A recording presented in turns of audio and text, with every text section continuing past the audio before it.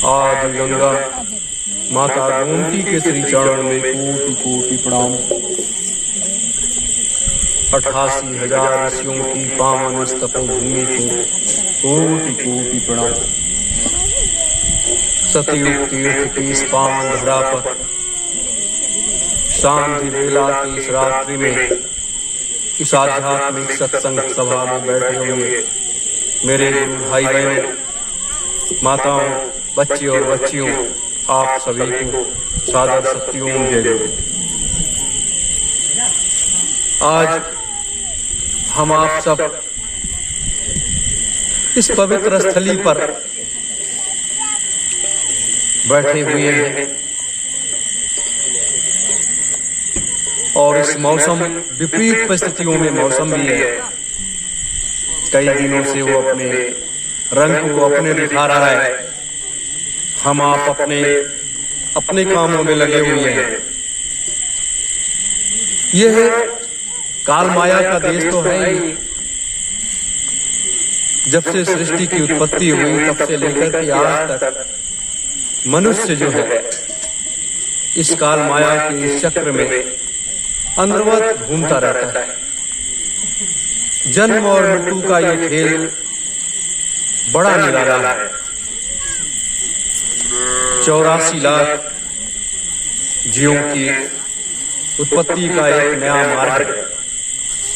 नया नहीं, ये तो बहुत पुराना ही है, लेकिन नया इसलिए है कि जब हम मनुष्य के रूप में इस मृतलोक में अवतरित होते हैं तो हम ये भूल जाते हैं। इन पशु पक्षियों को देखते हैं, जीव जंतुओं को देखते हैं, कीड़े मकोड़ों को देखते हैं और पेड़ पौधों को देखते हैं, तो ये भूल जाते हैं कि क्या कल हम भी कभी इस यौन में रहे, इस तरीके से हमारा भी रहा है, तो ये भूल जाते हैं। इसीलिए मनुष्य को सर्वज्ञ माना गया है, मनुष्य को ज्ञानी माना गया है। और यही कारण है कि इस मृतलोक में, इस काल माया के देश में माया जब नचाती है तो सबको ठिकाने लगा देती है और इस तरीके से ठिकाने लगाती है कि आज तक उसके मर्म को लोग समझ नहीं पाए। काश अगर लोग समझ जाते तो आज इस मृतलोक की ये स्थिति नहीं होती। ना ये भारत होता, ना ये अमेरिका होता, ना ये फ्रांस, ना जर्मनी, ना जापान होता।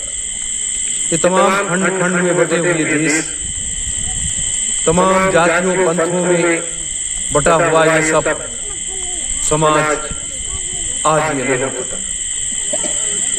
लेकिन ये समय का एक चक्र है और उसी को तोड़ने के लिए हमारे महात्माओं ने हर संभव प्रयास किया।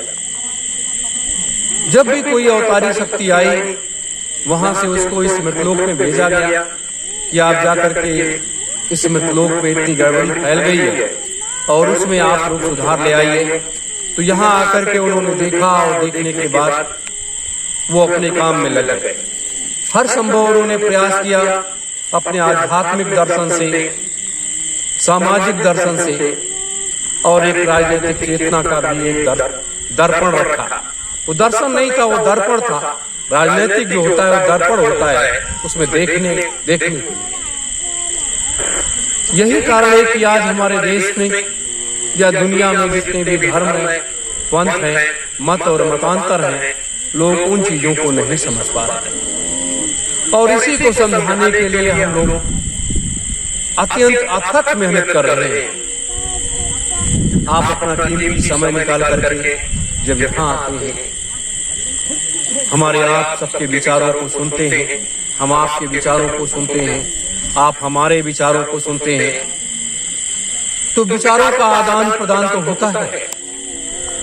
लेकिन मनुष्य रूपी जीवात्मा, जो हमारी जीवात्मा है, वही तो आपकी जीवात्मा है। सब में एक ही जीव है, लेकिन जीवों का संस्कार एक अलग अलग तरीके से।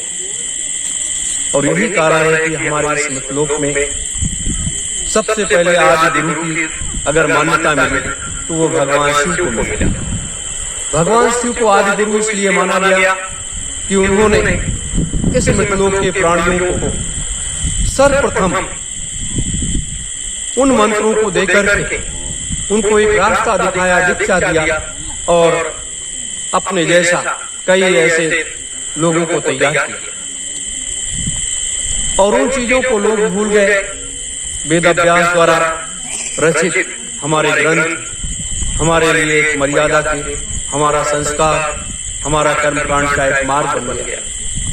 मेरे धर्म प्रेमी गुरु भाई बहनों, आज हम रामायण को पूछते हैं, गीता को पूछते हैं, अपने वेद उपनिषद को पूछते हैं और सभी धर्मों में जिस धर्म में कोई भी मुसलमान कुरान को मानता है, हदीस को मानता है, ईसाई जो है बाइबल को मानता है, बौद्ध जो है अपने बुद्धम धर्म को मानते हैं, जैन अपने धर्म को मानते हैं, अपने ग्रंथों को मानते हैं और सिख जो है वो अपने गुरु ग्रंथ साहब को मानते हैं।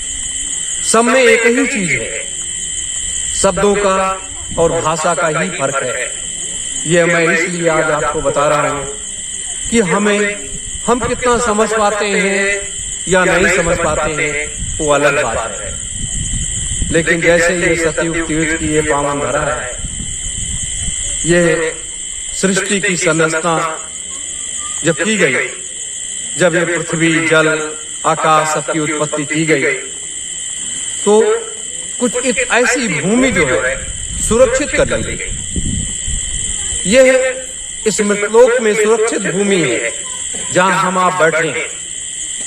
ये तीन लोगों के लिए सुरक्षित भूमि की गई कि ये बैठने की एक जगह तैयार पहले से। इसीलिए जैसे इसे आदि गंगा कहा गया, गोमती माता को ये आदि गंगा कहा गया, इसका पहले नाम था आदि गंगा, कि प्रथम जल की उत्पत्ति यही पर की गई।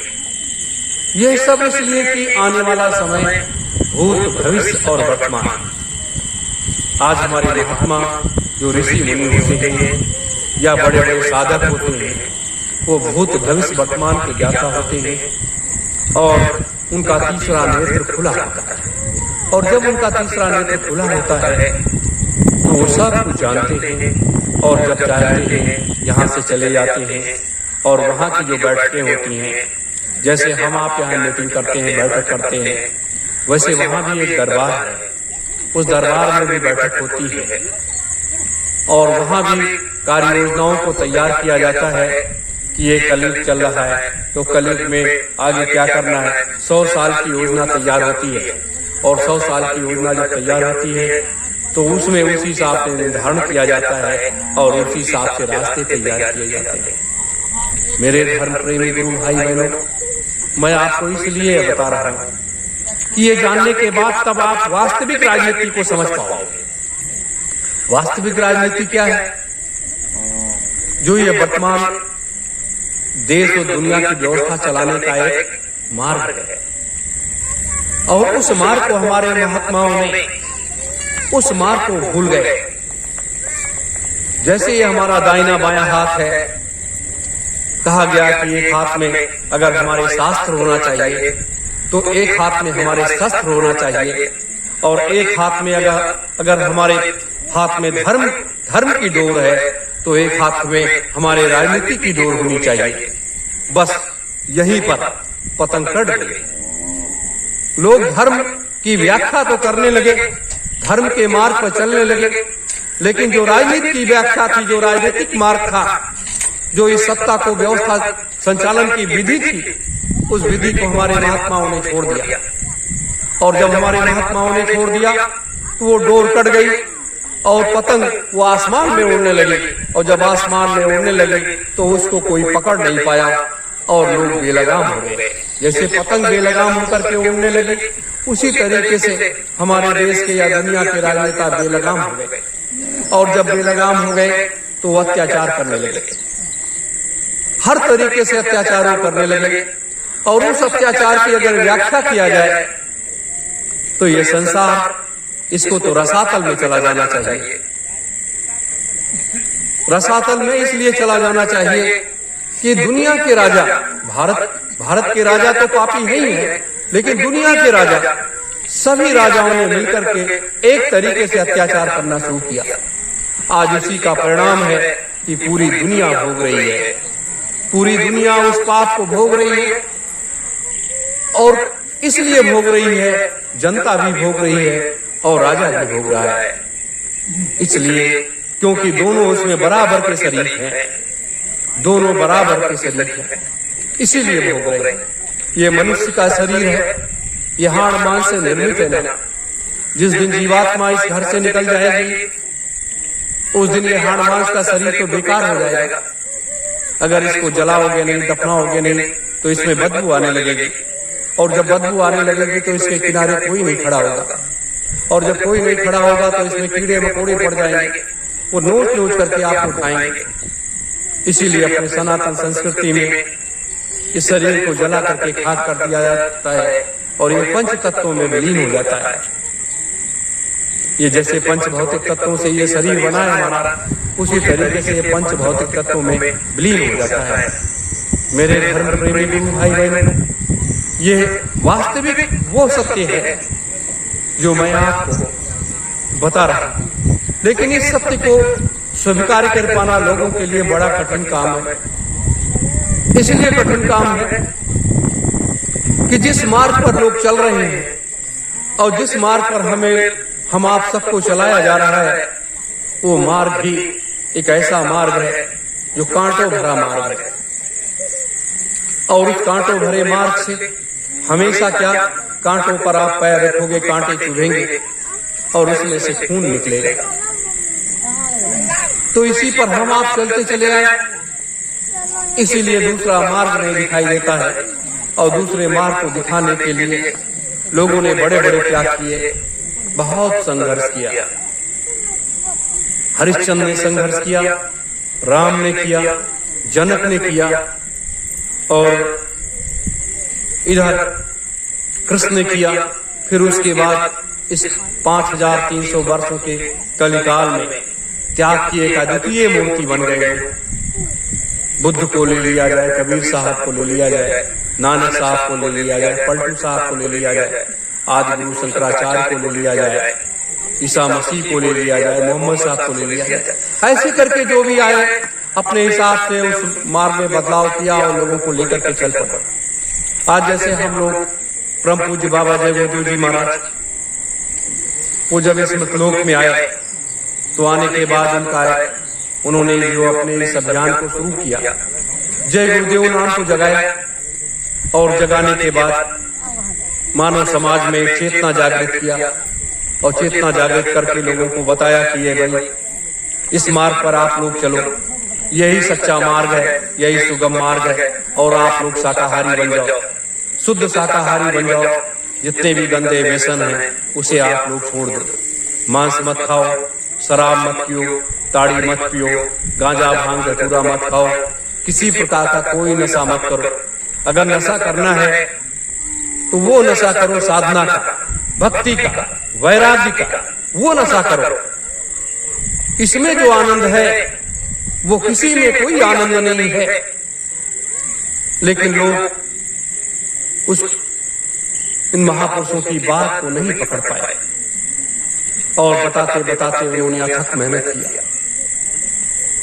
वो रूहानी सत्संग उन्होंने सुनाया, सारे लोगों के बारे में विस्तार से बताया, और जब सारे लोगों को विस्तार से बताने के बाद मृतलोक का प्राणी हम ही लोग तो उसमें शामिल थे। जब हम लोग उसको नहीं समझ पाए, वो चीज हमारे दिमाग में नहीं बैठ पाई, साधना के उस पथ पर हम चल नहीं पाए, उनके द्वारा दिए गए नाम रूपी योगदान जो उन्होंने दिया था, हमें आपको एक उपहार के रूप में दिया था, आशीर्वाद के रूप में दिया था। जब हम उसका सही तरीके से अनुसरण नहीं कर पाए तो क्या हुआ? जिस मानव समाज की व्यवस्था को बदलना चाहते थे, जो व्यवस्था परम पूज्य स्वामी जी महाराज बदलना चाहते थे, वो व्यवस्था वो अधूरा रह गया। 60 वर्षों तक अथक मेहनत करने के बाद, चाहे काफिले के माध्यम से, चाहे सत्संग के माध्यम से, चाहे जैसे हर तरीके से लेकिन जब वो नहीं बदला जा सका कि मनुष्य रूपी जीव वो जाग नहीं पाया, वो अपनी अपनी दुनिया में घर गृहस्थी, ये मानव समाज की एक परिकल्पना, परिवार सृष्टि को बढ़ाने का एक मार्ग है, एक नए जीव की उत्पत्ति का मार्ग है। आज हम सब के माता पिता हैं। बिना माता पिता के कोई भी इस सृष्टि पर नहीं आता है। ये चीज हमें आपको समझनी पड़ती है। लेकिन जब महापुरुषों ने अथक मेहनत किया, कोई रास्ता नहीं मिला, तो एक नए रास्ते की तलाश जो पूर्व से निर्धारित थी, सृष्टि की संरचना होने के समय से वो निर्धारित थी, उस मार्ग को चुना। महापुरुषों का खेल बड़ा अजब गजब निराला होता है। जय गुरुदेव नाम को जब उन्होंने जगाया, तो आप जानते हो उस नाम को जगाने के लिए कितना मेहनत करनी पड़ी। दादा गुरु ने जो नाम दान दिया था परम पूज्य स्वामी जी महाराज को, वो नाम अलग था। उस नाम की पहले उन्होंने साधना किया, उस नाम की साधना किया जो उनको गुरु के द्वारा मिला था। और उस नाम की साधना करने के बाद जब गुरु के जाने का समय आया, तो उन्होंने कहा, बच्चा अब एक नया मार्ग आपको तैयार करना है। फिर उन्होंने वो मार्ग तैयार किया। फिर ये 5 नाम फिर जगाया इसे, और जगाने के बाद फिर मानव समाज के कल्याण के लिए लग गए उसी तरीके से। और जय गुरुदेव नाम की परिकल्पना की आज बहुत से लोग बहुत तरीके से बात करते हैं। जय गुरुदेव नाम भगवान का है, जय गुरुदेव नाम परमात्मा का है, जय गुरुदेव नाम प्रभु का है, और जय गुरुदेव नाम आखिरी में क्या निकला उसका निचोड़ कि जय गुरुदेव नाम निरंजन भगवान का है। क्योंकि आप जिसके देश में रहते हो, जिसके देश में रहते हो, उसका नाम लेना अवश्य है। ये जो है, ये मृतलोक जो है, ये निरंजन का, ये निरंजन का। फिर परम पूज्य महान संत सम्राट, जिनको हम लोग नेताजी सुभाष चंद्र बोस के रूप में जानते हैं, वो भगवान शिव के अवतार है। इस मृतलोक में क्यों आए, किस लिए आए? जैसे हनुमान जी आए, उसी तरीके से ये भी आए। ये अवतारी शक्तियां इस मृतलोक में आती हैं। उस समय हमारा देश गुलाम था। पहले मुगलों का गुलाम हुआ, हुणों का हुआ, शकों का हुआ, पुर्तगालियों का हुआ, फ्रांसीसियों का हुआ। राजे महाराजे यहाँ सब लड़ते रहते थे। और उसके बाद मुगलों का गुलाम हुआ। जब मुगलों का गुलाम हो गया, तो मुगलों के गुलाम होने के बाद फिर यहाँ पर अंग्रेज आए। अंग्रेजों ने हमारे देश पर कब्जा कर लिया। फिर बड़े बड़े संघर्ष हुए, बड़ा बड़ा खेल हुआ, वो एक अलग बात है। लेकिन उसी में 23 जनवरी 1897 को नेताजी सुभाष चंद्र बोस का जन्म, जिनको लोग, उनके बचपन का नाम था सिब्बू, उनको बड़े प्रेम से लोग सिब्बू कहते थे। फिर उनके माता पिता ने उनका सुभाष रखा। सुभाष मतलब जिसमें शिव का भास हो, उसी का नाम सुभाष है, ये नाम दिया गया। और ये नाम स्वामी विवेकानंद ने दिया था। और स्वामी विवेकानंद ने उस समय भी कहा था कि ये वो अवतारी शक्ति है जिसका नाम लेने से लोगों के दुख दर्द दूर हो जाते हैं, कष्ट मिट जाते हैं। और ये वो शक्ति है जो मृतलोक में आई हुई है। और छोटे से बच्चे को भी स्वामी विवेकानंद जैसे महापुरुष ने भी साष्टांग प्रणाम किया। ये एक अद्वितीय चीज है जिसको आज तक लोग व्याख्या में नहीं जान पाए। मेरे धर्म प्रेमी गुरु भाई बहनों, आज जानने की ये जरूरत है।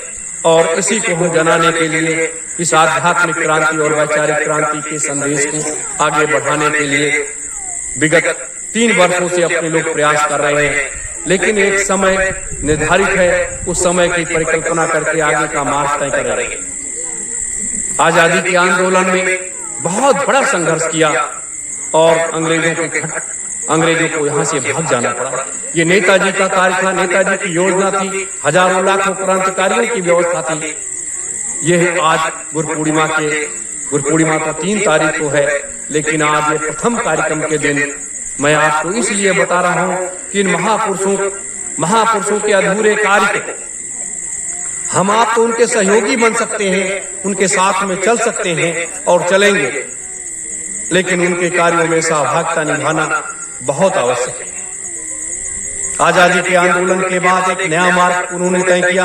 देखा लोग लालच से भरे पड़े, देश के राजनेताओं को सत्ता का सुख चाहिए था, उसको भी उन्होंने तिलांजलि दे दिया और तिलांजलि देकर के एक नए मार्ग, कोई कहता है कि हवाई जहाज दुर्घटना में मृत्यु हो गई, कोई कुछ कहता है, कोई बात, लेकिन उन्होंने अपना मार्ग जो तय किया वो अध्यात्म का वो मार्ग तय किया। मैंने तो हिंदुस्तान में घूम करके देखा और सभी जगह देखा, सिद्धाश्रम ज्ञानगंज में भी जाकर के देखा, उन स्थानों को भी देखा कि जहां बड़े बड़े सिद्ध महात्मा बैठे हुए हैं, जिनकी आज दर्शन भी दुर्लभ है, और उनका दर्शन करने के बाद ये पाया कि वास्तविक रूप से इस मृतलोक की धरा हमारे इन महात्माओं के कारण टिकी हुई है, जो आज सिद्धाश्रम ज्ञानगंज में बैठे हुए एक टक साधना में लीन है। नहीं तो अब तक जितना ये पाप इस पृथ्वी पर हुआ है, अब तक पता नहीं क्या। सोचिए, राम के आध्यात्मिक गुरु दो थे, एक वशिष्ठ जी महाराज और एक विश्वामित्र जी महाराज। दोनों के कार्य अलग थे। वशिष्ठ जी महाराज भगवान राम के आध्यात्मिक गुरु थे और विश्वामित्र जी भगवान श्री राम के राजनीतिक गुरु थे। दोनों में फर्क है। अध्यात्म की शिक्षा और राजनीति की शिक्षा दोनों में पारंगत ब्रह्म सत्ता होने के बाद भी इसमें लोक की धारा पर आकर के इसको काम को करना पड़ा। तो नेताजी ने क्या किया? आज जो लोग कहते हैं हमसे नेताजी से क्या मतलब है, संत सम्राट से हमसे क्या मतलब है, उन लोगों की बुद्धि खराब है, वो लोग मूर्ख और पागल हैं। इसलिए मूर्ख और पागल हैं कि नेताजी ने ही तो आपको इस आजादी में सांस लेने के लिए व्यवस्था दिया, उसके बाद आपको इस मृतलोक को बचाने के लिए इतनी कठोर साधनाएं की। बर्फ के पहाड़ पर बैठ करके साधना की, पहाड़ों की गुफाओं में बैठ करके साधना किया। और किससे दीक्षा लिया? सिद्ध आश्रम में जाकर के विश्वामित्र से उन्होंने उनको अपना आध्यात्मिक गुरु, तो उनके पहले से स्वामी विवेकानंद थे, लेकिन उन्होंने आध्यात्मिक और राजनीतिक गुरु के रूप में विश्वामित्र से जाकर के सिद्धाश्रम में दीक्षा लिया।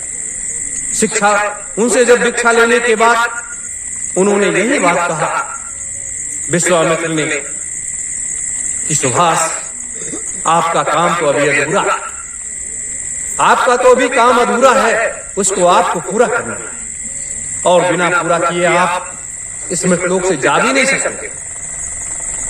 सोचिए, 3000 महात्माओं के बीच में बैठ करके दीक्षा लेना और 3000 महात्माओं का आशीर्वाद प्राप्त करना, यह क्यों? क्योंकि मृतलोक में मनुष्य का शरीर धारण करके कोई भी अवतारी शक्ति यदि आती है तो महात्माओं के सानिध्य में आपको लौट जाना पड़ेगा। चाहे ब्रह्मा विष्णु महेश हो, कोई भी हो, चाहे निरंजन भगवान हो, कोई भी शक्ति हो, सबको अपने गुरु के श्री चरणों में लौटना पड़ता है। और लौट जाने के बाद, इतना बड़ा आशीर्वाद लेने के बाद, इतनी कठोर साधना करने के बाद, आज हम आप 1 घंटे 2 घंटे साधना में नहीं बैठ सकते। आप कहते हो कि मेरा तो शरीर दर्द करने लगा, मेरा तो पैर दर्द करने लगा, मेरा मन विचलित हो रहा है, मैं क्या करूं, मैं कहां जाऊं, क्या करूं। इस तरीके से आप परेशान हो जाते हो। भूख और प्यास को आप जीत नहीं पाते हो। आपको प्यास लग गई तो आप तड़पने लगे, आपको भूख लग गई तो आप तड़पने लगे। लेकिन साधना के परिक्षेत्र में ये नहीं देखा जाता। साधना के परिक्षेत्र में ये देखा जाता है कि आप कितने कठोर हठी बन करके बैठना पड़ता है और साधना करनी पड़ती है। ऐसे नहीं होता तो निरंजन भगवान ने 8.5 लाख वर्ष बैठ करके साधना किया, एक कार्य के लिए इसी मृतलोक की धरातल पर उस सत्पुरुष को उतार लाने के लिए, उस अपने पिता को उतार लाने के लिए 8.5 लाख वर्ष साधना किया। 8.5 लाख वर्ष माने रखता है। ये वो चीजें हैं जिसकी व्याख्या कोई भी महात्मा नहीं बताता। लोग राम को रट लिए, कृष्ण को रट लिए, बुद्ध कबीर को रट लिए, वो चीजें बताती कि हमारे पूर्वजों ने क्या किया। जितने भी कथावाचक हैं, सब लोग बताते हैं, लेकिन क्या राम का अनुसरण कर पाए? क्या उन पथ चिन्हों पर चल पाते हैं लोग? क्या उस मार्ग पर चल पाते हैं लोग जिस मार्ग पर राम चले थे, जिस मार्ग पर कृष्ण चले थे, जिस मार्ग पर कबीर साहब चले थे, बुद्ध चले थे, तमाम संत महात्मा चले थे? कोई उस मार्ग पर चल पाता? यही कारण है कि आज मानव समाज में दो चीजें फैलती जा रही हैं, शराब और मांस। पूरी दुनिया में शराब बड़े पैमाने पर फैलता जा रहा है, मांस बड़े पैमाने पर फैलता जा रहा है, लोग मांसाहारी होते चले जा रहे हैं, लोग शराबी होते चले जा रहे हैं, जिसमें सरकारें सहयोग करती हैं। दुनिया की सरकारें इसको परोसने में लगी और दुनिया के सारे धर्म और पंथ के जितने प्रमुख लोग हैं अपने मठ मंदिर मस्जिद को बचाने के लिए इसमें सहभागिता दे, उनका सहयोग करते हैं, तो ये पाप कहां जाएगा? मेरे धर्म प्रेमी गुरु भाई बहन, जीवन के इस एकला सूत्र, ये एकला सूत्र है, ये समूह का सूत्र नहीं है, ये एकला सूत्र है। और इसी क्रम में जब उन्होंने दीक्षा लेने के बाद कठोर साधनाएं किया, वो सूर्य त्राटक किया, 6 वर्षों तक सूर्य को अपने नेत्रों से देखते रहे और समय पर सूर्य निकलना, समय पर अस्त होना, ये संत सम्राट जी ने किया। बालू की रेत पर लेटना, आज हम लोग भी लेटते हैं, लेकिन बालू की रेत पर जब वो लेटते थे तो वहां पर बिस्तर भी नहीं था, टाट लपेटते थे, बिस्तर भी नहीं था, चारपाई भी नहीं थी, तखत भी नहीं था, भयंकर ठंडी, भयंकर हर मौसम में वो उपलब्ध। क्यों इतना त्याग क्यों किया? इस मृतलोक को बचाने के लिए। क्योंकि पाप और पुण्य के इस खेल में यही होता है, एक शक्ति पूरे ब्रह्मांड को रोके हुई है, एक शक्ति पूरे मृतलोक को रोके हुई है, और 33 करोड़ देवी देवताओं की बात ही अलग है, वो तो अलग है। आप ही देवी देवता, आप ही के अंदर आप अपने को संभाल ले जाओ, आप ही शक्ति का वो रूप बन जाओगे जिसकी आवश्यकता आगे चल करके पड़ेगी। ब्रह्म सत्ता की जहां तक बात, आज जिस 88,000 ऋषियों की इस तपोभूमि पर हम आप बैठे हैं, क्यों बैठे? इसलिए बैठे कि हमें आपको कुछ करना है इस मृतलोक के लिए, इस मृतलोक के लिए कुछ करना है। अगर इस परिभाषा को आप समझ जाओ तो कहना ही क्या, लेकिन लोग इस परिभाषा को नहीं समझ पा रहे, क्योंकि लोगों ने इतना गुमराह कर दिया है, इतना उस मार्ग से विचलित कर दिया है। मेरे प्रेमी जन, जीवन बड़ा अमूल्य है, कब सांसों की पूंजी खत्म हो जाए, कब ये संसार छोड़ करके चल देना पड़े, लेकिन श्वासों की पूंजी खत्म ही ना होने पाए। हमारे पास तो ऐसी विद्या है कि अगर उसको आप करना शुरू कर दो, लेकिन आप लोग कभी समय नहीं देते कि जब तक चाहो इस मृतलोक में रहोगे, कोई जाने की आवश्यकता नहीं है, जब तक चाहो इस मृतलोक में रहो, और जब इच्छा हो तो चले जाओ।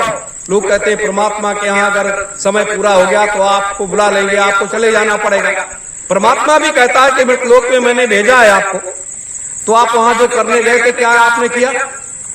और आप वहां अगर ज्यादा दिन रहना चाहते हो, जैसे हम गाड़ी और मोटर में ये सब बना देते हैं, उसको रिपेयर कर देते हैं और रिपेयर करने के बाद फिर वो चलने लगता है, उसी तरीके से मनुष्य की अपनी रिपेयरिंग का है वास्तविक रूप से मंत्र। और जब आप साधना करोगे तो आपका रिपेयर होता रहेगा, और आपको जब इच्छा होगी तो चले जाना, नहीं तो यही रहना। जैसे महात्माओं के श्वासों की पूंजी का कोई निर्धारण नहीं होता, जब उनकी इच्छा होती है तो वो चले जाते हैं, नहीं इच्छा होती तब तक यहाँ रहते हैं और लोगों की सेवा करते हैं और समाज को सुधारने का काम करते हैं। यही एक ऐसी बात है जिसको मैं आपको बार बार बता रहा। मेरी बात को आप लोग गांठ बांध लीजिए, क्योंकि वक्त अब ज्यादा समय नहीं बचा, थोड़ा सा समय बचा है। वो थोड़ा सा समय बचा है जिस दिन हम लोगों का ये प्रयास, अथक प्रयास किया गया, अथक नहीं किया गया, उसमें कोई प्रयास नहीं किया गया, लोग कहते रहे, चलते रहे, कहते रहे, चलते रहे। एक 1500 व्यक्तियों की एक सूची तैयार कर, 1500 व्यक्तियों को जिस दिन इस यज्ञ वेदी पर बैठाल पाए, ये जो हवन कुंड है इस पर आपको बैठाल पाए 1500 लोगों को, प्रत्येक पूर्णिमा को अपने लोग हवन करा पाए, प्रत्येक पूर्णिमा को, और ये कंटिन्यू 11 महीने का है। और उसके बाद देखिए तमाशा कि आपके अंदर तो वो चीज भर दी जाएगी कि आप वो ताकतवर व्यक्ति बन जाए। ताकतवर नहीं कि किसी से हमें लड़ाई लड़ना, झगड़े करना है। आध्यात्मिक चेतना, आध्यात्मिक शक्ति, आध्यात्मिक शक्ति। जैसे ये हमारे नेत्र हैं, इन नेत्रों से देख हम इस वायु रूपी संसार को देखते हैं। ये वायु रूपी हमारा संसार है, इस संसार को हम देखते हैं। लेकिन ये तीसरा नेत्र है जिसे हम थर्ड आई कहते हैं, शिव नेत्र कहते हैं। ये किसी का खुला है, किसी का नहीं खुला। जितने लोग बैठे हो आप, किसी का नहीं खुला। ऐसे लाखों करोड़ों करोड़ों में चले जाओ। भारत की भी 2 अरब के ऊपर आबादी है। बड़े बड़े संत महात्मा ऋषि मुनि भी हैं, पहाड़ों में जंगलों में बैठे हुए लोग हैं, उनका तो खुला। लेकिन आपको इसलिए मनुष्य को उपहार के रूप में देने की व्यवस्था बनाई गई है, इसलिए बनाई गई है कि इस मृतलोक का जो कायाकल्प करना है, इस मृतलोक का जो कायाकल्प करना है, ये कायाकल्प का एक अलग रास्ता। सबने अलग अलग किया। राम ने अपने हिसाब से किया, हरिश्चंद्र जी ने अपने हिसाब से किया, कृष्ण ने अपने हिसाब से किया, बुद्ध ने अपने हिसाब से किया, कबीर साहब ने, मोहम्मद साहब ने, ईसा मसीह ने, सबने अपने अपने हिसाब से, सबने अपने अपने काम किए। सबका अलग अलग रास्ता था। लेकिन हम लोगों का रास्ता एक अलग है। यहाँ की व्यवस्था, इस मृतलोक की व्यवस्था को बदलने का रास्ता एक अलग है कि किस तरीके से इस मृतलोक की व्यवस्था को बदला जाएगा, किस तरीके से इसको सुधारा जाएगा और किस तरीके से क्या किया जाएगा। आज कोई भी कुछ भी कह ले, लेकिन ये क्रम अनवरत चलता रहता है। ये क्रम अनवरत चलता रहता है और ये वायु रूपी संसार में ये गूंजता रहता है।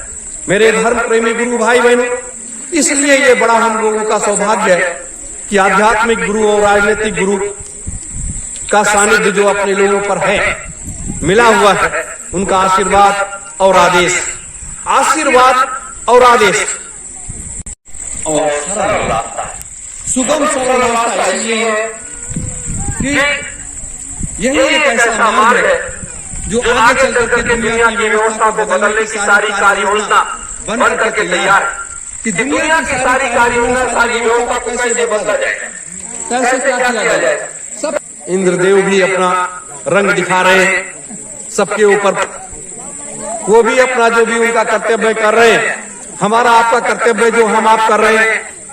लेकिन मेरे धर्म प्रेमी गुरु भाई बहनों, इतना ध्यान रख लो कि आप लोगों को बढ़ चढ़ करके हिस्सा लेते हुए इस कार्य में सहभागिता 1 महीने के अंदर अंदर तैयार करना है।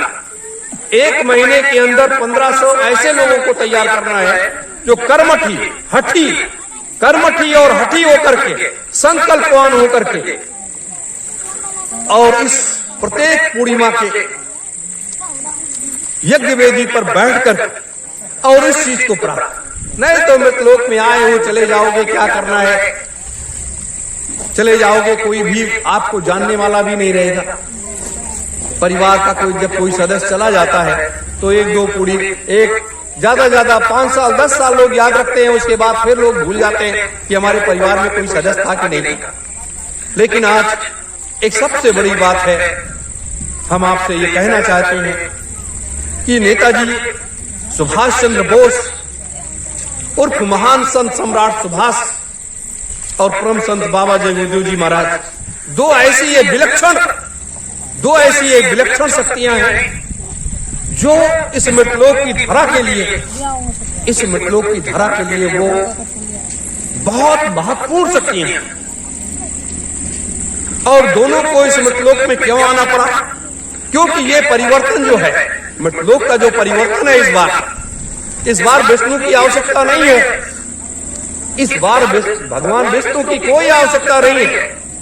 ये परिवर्तन, मृतलोक का जो परिवर्तन है, ये तो निरंजन के हाथ में है। ये इस बार का परिवर्तन ये निरंजन के हाथ में है। और उसके बाद भगवान शिव को इसलिए लाना पड़ा स्वयं सत्पुरुष को इस मृतलोक में इसलिए लाना पड़ा कि ये कर्ता और धर्ता है, ये सृष्टि के संरक्षक और जीवात्माओं के जो जीवात्माएं तैयार की जाती हैं उसके ये पिता है। इसलिए इनको दोनों को इस मृतलोक में, इसलिए दोनों महाशक्तियों को इस मृतलोक में आना पड़ा। और दोनों महाशक्तियों के आने के बाद ये रास्ता तय करना पड़ा कि नहीं, ये रास्ता ही और संभालेगा कौन। जैसे इतना पाप इस मृतलोक में हो रहा है, इतना पाप इस मृतलोक में हो रहा है, 95% पाप हो जाने के बाद आप समझो क्या होगा। इतना पाप किसी युग में नहीं हुआ, जब से अनादिकाल से लेकर के आज तक इतना पाप नहीं हुआ था। द्वापर तक इतना पाप नहीं हुआ था।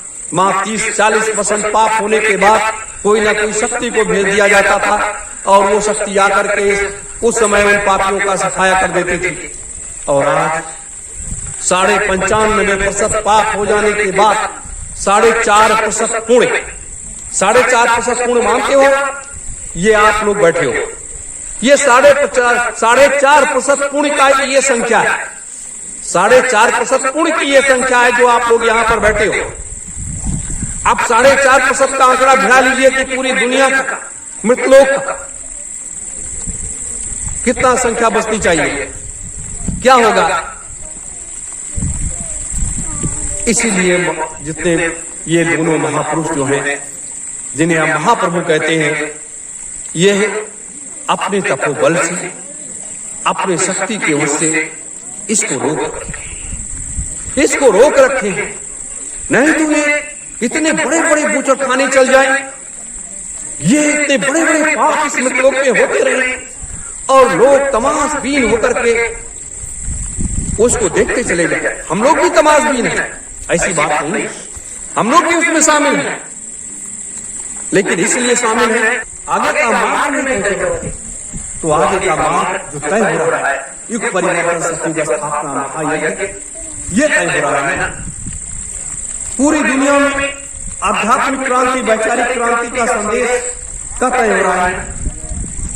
तो पूरी दुनिया में इस व्यवस्था को बदलने के लिए कुछ लोग तैयार हो रहे, कुछ लोग तैयार हो रहे। जैसे आप बैठे हो, ऐसे राम ने भी जुड़ा था। हमारे जो ग्रंथ लिखे गए, चाहे वाल्मीकि ने लिखा और चाहे तुलसीदास जी ने लिखा, सब सारे ग्रंथों को बहुत मर्यादा में लिखा गया। वेद व्यास ने भी लिखा, उन सारे ग्रंथों को इतनी मर्यादा में लिखा गया कि आने वाली पीढ़ियों पर हमारा इसका कोई प्रभाव न पड़े। जंगलों में रहने वाले कोलभील लोगों ने राम जी की मदद की है। कोलभील लोग जो कुछ नहीं जानते, जिनको हम आदिवासी कहते हैं, जिनको हम बानर और भालू कहते हैं, ये सब जातियां हो चुकी। ये क्रम चल रहा आज। तो इसी क्रम में धर्म के उस परिक्षेत्र में हमें आगे का रास्ता आगे तय करना है, आगे का रास्ता आगे तय करना है। कल का सुबह के समय में अपने लोग एक आध्यात्मिक दर्शन के रूप में सब अगर इन्होंने चाहा तो अच्छे मौसम में आपको बहुत कुछ सुनने को जानने को मिलेगा। फिर शाम का सत्संग, दोनों समय का। लेकिन एक समय कल का जो है शाम का, अगर सही स्थिति रहे तो आपको हम राजनीति की वो परिभाषा बताऊंगा कि वास्तविक राजनीति है क्या और राजनीति कैसे की जाती है, राजनीति क्यों करनी चाहिए, और राजनीति का जो चक्रव्यूह है, उस राजनीति के चक्रव्यूह में देश और दुनिया के लोग कैसे फंसे हुए हैं और कैसे हमारे भारतवर्ष का संत मत उस राजनीति में कैसे फंस गया है और कैसे इसको निकालना है और कैसे आपको इस व्यवस्था को बदलना है, इसके बारे में कल मैं सिर्फ विस्तार से इसी बारे में आपको मैं शाम के सत्संग में बताऊंगा। आज इन्हीं चीजों की आवश्यकता है, इन चीजों की आवश्यकता आपके अपने दिमाग में बैठा रहती है। ये चीज आपके दिमाग में बैठ जाएगा तो आप एक सच्चे राष्ट्रवादी बन जाओगे, एक सच्चे राष्ट्रभक्त बन जाओगे और एक सत्मार्ग पर चलने वाले महात्माओं के सच्चे शिष्य बन जाओगे।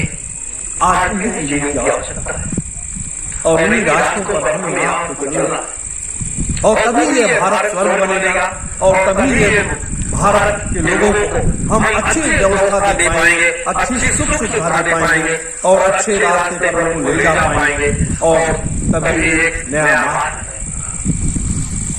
वैसे मेरे धर्म प्रेमी भाई बहन, इसलिए मैंने जो है एक संकल्प किया अभी तक इस आध्यात्मिक परिक्षेत्र की उस परिभाषा को भी देखा, राजनीतिक परिक्षेत्र की उस परिभाषा को भी देखा, जाना और समझा, लेकिन अब जानने और समझने का जो था वो तो समय पूरा हो गया।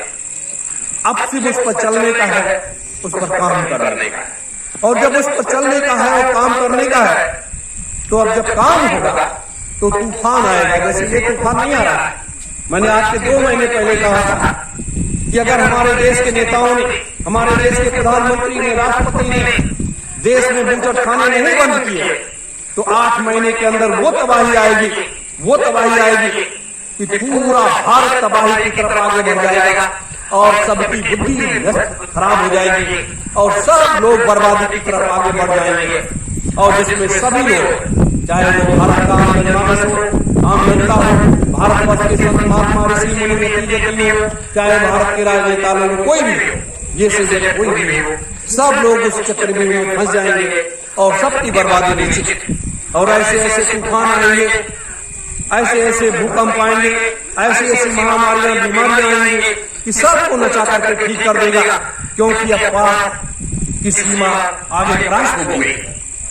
और जो भी संत महात्मा है, जो भी शक्तिवान पुरुष है या देवियां हैं, वो अपने तपोबल को उतने तक सीमित कर रखा है, आगे कोई मार्ग नहीं दे रहे, इसलिए ये तबाही आवश्यक। और जब चपेटे पड़ेंगे सबको, तभी लोग समझ में आएगा और तभी लोगों की समझ में आएगा ये सतयुग की पावन धरा, ये इस बात की साक्षी है कि आने वाला समय आपका होगा। इसीलिए ये ध्वज लगा हुआ है, युग परिवर्तन सतयुग स्थापना महायज्ञ की धर्म ध्वजा। ये इसीलिए लगाई गई है कि ये लहर लहर करके संदेश देती है पूरी दुनिया को संदेश देती है और एक मार्ग दिखाती है कि देखो ये क्या है, देखो ये होने जा रहा है। मेरे धर्म में इसीलिए कहा गया कि जब हो धर्म की हानि, बाढ़ महामानी, तब प्रभु धर्म मनुष्य लीला। तो ये क्योंकि ये सबका काम है। जैसे हम लोगों का जो काम है हम कर रहे हैं, हम लोग कर रहे हैं, कब किसका कौन सा काम लग जाए हुआ है, काम कर रहे हैं, चला गया। लेकिन आप लोग एक और बात कहेंगे आपसे कि ये जो शक्ति ओम जय जय नमः, ये महामंत्र है, ये नाम नहीं है, ये महामंत्र है। इसको आप सोते जागते उठते बैठते कभी भी जपते रहिए और इसमें बड़ी बहुत सी चीजें हैं और इसको समय नहीं मिलता है, नहीं तो आपको इसकी उस शक्ति का आकलन आपको कराते कि आप देखते कि वास्तविक रूप से इसमें है क्या। ये वो महामंत्र है जो कभी भी, ये दोनों महापुरुषों का एक सामूहिक अस्त्र है, ये ब्रह्मास्त्र है, ये ब्रह्मास्त्र है। इसलिए ब्रह्मास्त्र है कि जब इस मृतलोक में लोग उस योग्य नहीं रह गए, नाम दान देने वाले लोग नहीं रह गए, जैसे प्रभु स्वामी जी महाराज वहां चले गए, सिद्धार्थ में बैठ गए, संत सम्राट भी अपने कामों में लग गए, वहां जाकर के सारी सूचना लेने करना, सब लोग अपने काम में लग गए। तो ऐसी स्थिति में अब इस मृतलोक को कौन ऐसी शक्ति है कि जो लोगों को नाम दान दे करके उनको एक व्यवस्थित सुरक्षित बना करके रखेगा। तो यही एक नाम ऐसा है, ये कलयुग का एक ऐसा नाम है, कलयुग का एक ऐसा नाम है जो संसार को एक दिशा भी दे सकता है और संसार के लोगों को बचा भी सकता है और संसार के लोगों को तीसरा नेत्र भी खोल सकता है और संसार को उस मार्ग, लोगों को सत्य मार्ग पर लेकर जा भी सकता है। ये एक ऐसा महामंत्र है, एक ऐसी जड़ी है, एक ऐसी औषधि है जो मृतलोक में फ्री बांटने के लिए महापुरुषों ने दे दिया और इसको हम लोग इसे बांट रहे हैं। तो इसको आप लोग जरूर सुमिरन ध्यान भजन करने ये बाद या पहले जो भी है, एक माला जरूर किया करो। माला नहीं ऐसे बैठ जाओ और जरूर 100-200 बार अपने जबान से धीरे धीरे इसका उच्चारण करो और उसके बाद नाभि चक्र से लेकर के आज्ञा चक्र होते हुए और ये तीसरा नेत्र इस ब्रह्मांड में जैसे ये स्थापित हो जाएगा और ब्रह्मांड में स्थापित होने के बाद फिर एक ज्योत का प्रकाश यहाँ से नहीं यहाँ से इस ब्रह्मांड रूपी बीज से निकल करके और वो प्रकाश मैं कर देगा आपको। एक ऐसी हो सकती है जिसमें सारे गुरुओं की, सारे महात्माओं की, सारे सिद्ध पुरुषों की शक्ति इसमें समाहित है। जैसे हम मुट्ठी बंद कर लेते हैं वैसे इस महामंत्र में सारे महात्माओं का मृतलोक में पहली बार सृष्टि की संरचना होने के बाद से लेकर के आज ये पहली बार इस महामंत्र का जो है ये प्रादुर्भाव हुआ है। ये कैसा महामंत्र जिसमें दोनों शक्तियां समाहित है, दोनों शक्तियां सतपुरुष की भी शक्ति समाहित है और भगवान शिव की शक्ति समाहित है। ये दो नाम है, दोनों का इसमें शक्ति समाहित है और इसका एक व्यवस्था के तहत इसको किया गया। क्यों दिया गया कि इस लोक में कैसे लोग बचेंगे, कैसे लोगों को बचाया जाएगा, क्या होगा, तो ये बचाने का एक मार्ग। लेकिन अगर आप इसको चाहोगे, सही तरीके से साधना करोगे और यहाँ भी जब भी कभी समय मिल जाए तो आप लोग बृहस्पतिवार को आ जाए करो, बृहस्पतिवार को बैठो, साधना करो और धीरे धीरे रास्ता बनता चला जाएगा। यही तो मैं बराबर क्यों कहता रहा आप लोगों से कि आप लोग कुछ अगर चाहो तो प्राप्त करो और नहीं चाहो तो कोई बात नहीं चाहो तो कोई बात नहीं। जब 30-35 करोड़ लोग वहां जाकर करके नहीं प्राप्त कर पाए तो उसमें से छांट करके जो लोग आ रहे हो तो उनको तो वो चीज तो हासिल करो जिस चीज की आवश्यकता के लिए आप मथुरा दौड़े, तमाम जगह दौड़े और वो चीज आप उसको नहीं कर पाए। लेकिन यहाँ सानिध्य हम लोगों का सानिध्य सीखने हैं। ये मत सोचो कि हम लोगों ने कुछ सीखा नहीं, कुछ जाना नहीं, कुछ समझा नहीं। ये मतलब कितनी बार ये बना और बिगड़ा, क्या क्या हुआ, ये सारे सार तत्व को हम जानते हैं, अच्छी तरीके से जानते हैं और तब क्या हुआ, आगे क्या होगा, ये भूत भविष्य वर्तमान से लेकर के और आगे का रास्ता आगे तय होता चला जाएगा। मेरे धर्म प्रेमी गुरु भाई बहनों, इसलिए ये कुछ बातें थी मैंने आपके बीच में रख दी और इस पर जरूर आप लोग चिंतन मनन करिएगा। और कल जब आप सुबह उठिए, आप नहा धोकर के पूजा पाठ करने के बाद तो बैठिए, अगर मौसम सही रहेगा तो बाहर बैठा जाएगा और नहीं तो उसकी झोपड़ी में बैठ करके आप लोगों को रास्ता जरूर मिलेगा। लेकिन मेरा ये कहना है कि आप लोग इस यज्ञ वेदी पर बैठने के लिए अपने नाम को जरूर एंट्री करा दीजिए, क्योंकि यज्ञ वेदी एक ऐसी वेदी है जहाँ पर ये 88,000 ऋषियों के बैठने का जो समाप्त था वहां पर आप बैठ करके करने का मौका मिलता है पूर्णिमा का, वो है अद्वितीय चीज। इसके बारे में अभी आपको तो कुछ पता ही नहीं है कि ये है क्या, क्यों पूर्णिमा को हम लोग हवन कराते हैं और आपके अंदर कौन सी शक्ति का संचार करना चाहते हैं या उसके अंदर क्या देना चाहते हैं जिसको आप उसको प्राप्त कर लें। बस उन्हीं शब्दों के साथ आप सभी हर भाई बहनों को सादा शक्ति होंगे।